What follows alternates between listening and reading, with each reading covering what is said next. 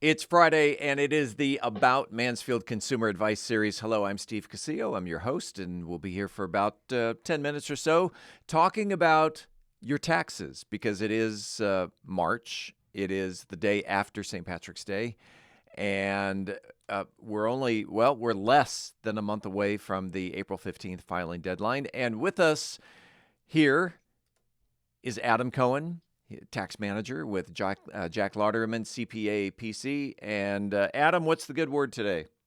Oh, the good word is that the green beer is gone and I don't have to worry about drinking any more of it. Gave me terrible heartburn The green beer is gone for another year. for another year. Yeah, that's That's right. right. That's funny. All right, so today we are talking about international tax considerations. Yes. So let's jump Where right. where do we start? Where do we Let's start? Well, let's. I think the main thing to note is that this is a little niche. It doesn't affect most people, but it affects more people than people realize. The main thing is, do I have a foreign bank account? I may have a reporting requirement. So what does that mean? And if you have aggregate value in your foreign bank accounts that's more than $10,000 in USD, that is. So here we are back to the USD issue. Uh, and if that is at any point during the year, it's not as of the end of the year, it's at any point during the year. If you go over that value, you've got to file a couple of different types of tax returns, or excuse me, different forms. So you've got your foreign bank account report, which is short is an FBAR, and that does not get filed with the IRS. It's a separate filing. It goes to the Financial Crimes Enforcement Network, which is FinCEN for short. And that is another department within, or another agency within Treasury. So And that department is making sure that you're on the up and up. that's exactly right. I mean, Okay. it's a design for, you know, money laundering, trafficking, all those kind of things. The intent is to capture that kind of stuff. Of course, everybody, it's a wide net, catching a lot of people into it, and now we've got additional filing requirements. So you can also be required to file additional forms with your personal tax return that goes to the IRS, depending upon what your filing status is, where you live, if you're in the U.S. or out of the U.S. You've got potentially, if you own a business outside of the United States, if you have bank accounts, if you have rental income out of the United States, you may have to file additional tax forms, and there are a ton of them. This is a whole world in and of itself that requires a specialist who works in this area because it is frankly quite complicated. It can be quite complicated So to even if keep it's up with. something as simple, and if this is simple, say I own a timeshare in Mexico, but I want to rent that my time out Yeah, to someone. Renting it out is considered a business, and now I have a stack of forms that I have to fill out. maybe Maybe. it depends upon the number of days that property is rented out. It depends upon your filing status, and it depends upon the tax treaties that we have with the particular country where that property is held. All So right. you can see how this devolves into complexity. And then you also hear about big time investors having offshore financial Oh yeah, assets. yeah. What must be filed? What do you file with the government if you've got those? Well, again, it depends. But the big one that everybody heard about was in the early 2000s. These undisclosed Swiss bank accounts. Everybody's got these Swiss bank Right. accounts, and of course, there's a lot of international uh, coordination and a lot more reporting going on now. And so basically, Treasury knows about it. And for the by and large, if you've got a foreign account, they either know about it or they're going to know about it. And so it's better to just start reporting it. And we can talk about how to do that in a minute. But the the type of account that you might have is just a regular deposit account. You've got some foreign, or you've got some either earned income foreign, or you've got income that you made here and you've moved it overseas. To what end is entirely up to that person. Maybe you've got better interest rates. Who knows?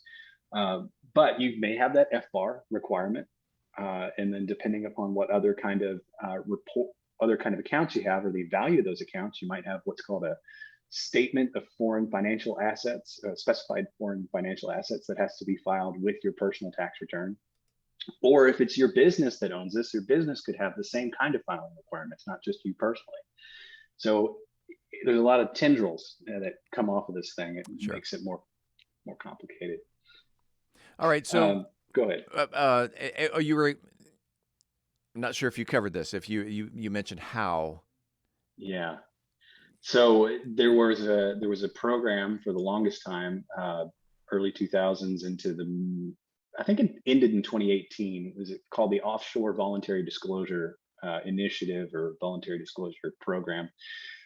That old program has ended. It was not favorable to taxpayer. People didn't like to do it. Is that because it was voluntary? Well, it was voluntary, but the penalties were really steep.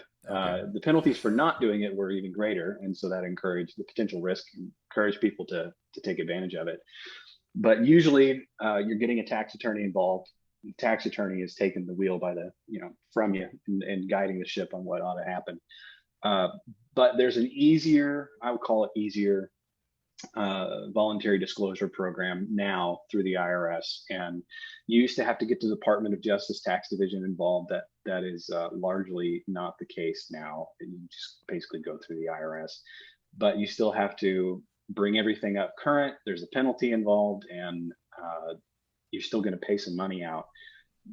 It's worth doing though, because the potential for either criminal prosecution, which I can't talk about because I'm not an attorney, but or the penalties that you could pay personally for getting found out after the fact are way worse than just doing it, getting it out of the way, and then becoming compliant. All right, here's the big question. Yeah. Hypothetically, I have an offshore account, I have an international account, I have money outside of the country. I've had it for years and years and years, but I've never reported to the IRS. Is that fixable? Yeah. It's fixable. It is fixable. And whether you actually have anything that has to be reported is a question to be looked at in detail. Because if you can avoid having to do it, you might as well avoid doing it. But if you hit any of these thresholds, then yeah, you've got a reporting requirement, but it is fixable for sure. Okay. And kind of along the same vein here, I have friends that have recently moved to another country. I have friends that want to move to another country. Are there tax implications now? They're taking their they're taking their retirement, keeping it in an American bank, Mm-hmm. and drawing off of that, off of whether it's ATMs or debit cards, what have you. Right. The fact that they're living in another country, are there tax implications to go along with that? Yeah, well, and it would depend upon, are they working and what kind of income are they earning there as well. But if they are still U.S. citizens, the IRS taxes U.S. citizens on worldwide income. So it doesn't matter where you're living. The reporting can change based upon where you're living, but the amount of tax you're going to pay also can change. And the question would be, are you earning money there locally? Because that would influence it as well. If you're just drawing on your retirement assets and you're living in Costa Rica and you're sitting on a beach, yeah, your tax is basically unchanged from what they would have been, unless you've done something to either give up your U.S. citizenship or some other sort of means of mitigating some of those taxes. If anyone had any questions about whether it's international finance or, as I mentioned, we're less than a month away from filing taxes for the Sure. April 15th filing deadline. How can they get a hold of Adam Coen? Just give me a call, 817-231-0666, 231-0666. And I know this topic's very esoteric, but we can talk about some other fun things. You can also find us online, dfwtaxteam.com. Next week, and for our listeners who are new to this, we do this every week. We've done this now 9 weeks in a row. Next week, I am actually looking forward to next week because we're talking about retirement.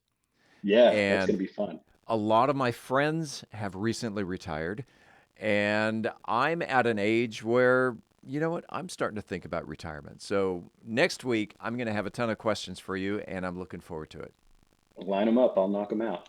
Enjoy your weekend. I know you You live too. close to downtown. Go see the pickle parade, and we'll talk to you next week. Sounds good. Thanks, Steve.